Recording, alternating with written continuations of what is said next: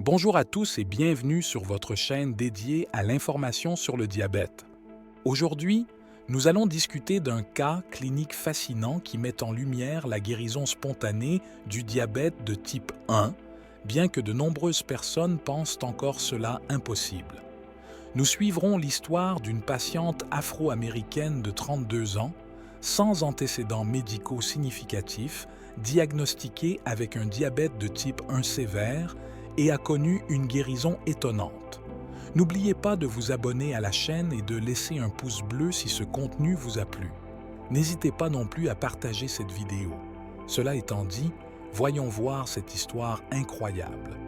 En 2014, une femme afro-américaine de 32 ans, sans antécédents médicaux significatifs, s'est présentée à l'hôpital avec des symptômes de polyurie, de polydipsie et de vision floue ayant débuté 3 semaines auparavant, associés à des douleurs abdominales et thoraciques vagues plus aiguës.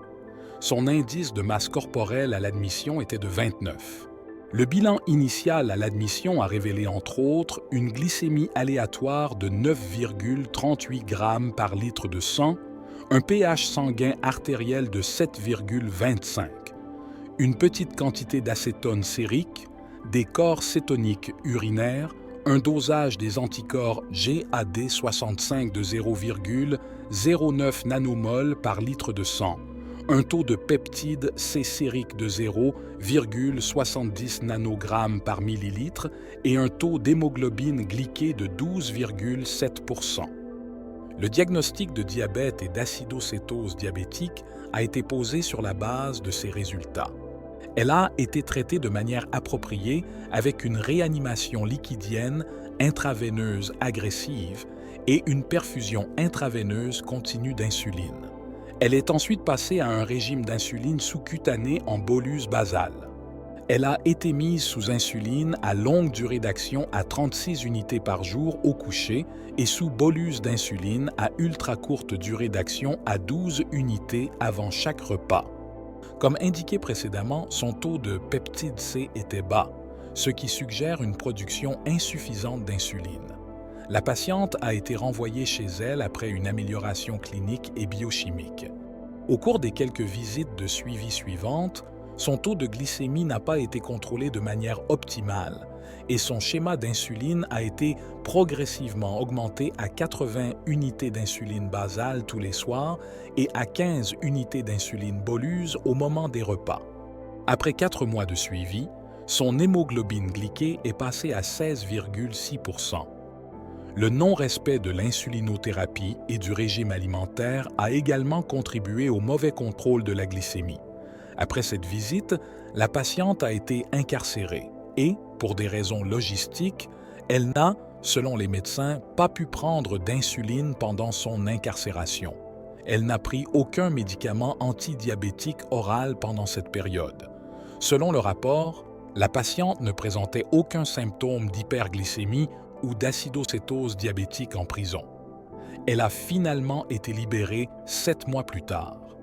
Lors de sa visite de suivi, immédiatement après sa sortie de prison, l'hémoglobine glyquée était de 5,6% et la glycémie à jeun de 0,98 g par litre de sang. Elle était asymptomatique lors de cette visite.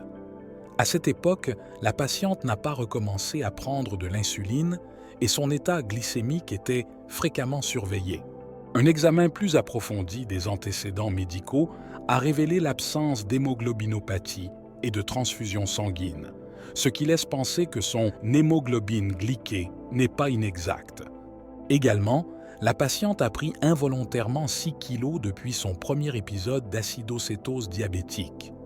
En résumé, l'hémoglobine glyquée de la patiente s'est spontanément améliorée, passant de 16,6% à 5,6% alors qu'elle ne prenait pas d'insuline, et 3 mois après sa sortie de prison, ses taux de glycémie à jeun étaient inférieurs à 1,20 g par litre de sang, ce qui indique une rémission complète d'une durée d'au moins 3 mois, indique l'étude. Ce que j'aimerais que vous compreniez à travers cette vidéo, c'est que le corps reste capable de se régénérer, même dans le cas d'un diabète de type 1. Bien sûr, Ce genre de rémission ponctuelle reste rare.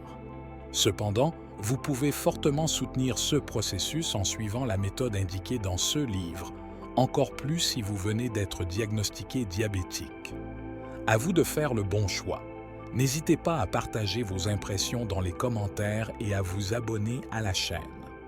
Merci d'avoir regardé cette vidéo et à bientôt pour de nouveaux contenus. Prenez bien soin de vous.